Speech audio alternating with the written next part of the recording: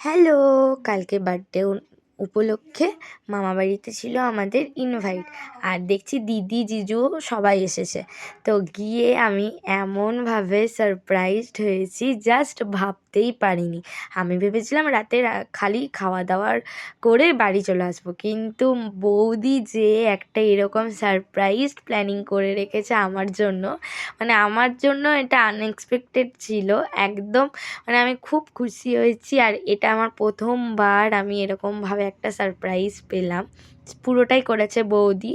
হ্যাঁ, মামি সাথ দিয়েছে। আর পুরো ঘরটা এত সুন্দর করে বেলুন দিয়ে সাজিয়েছে আমার জন্য। আমি খুব খুব খুশি হয়েছি। থ্যাংক ইউ সো মাচ বৌদি, আই লাভ ইউ লটস।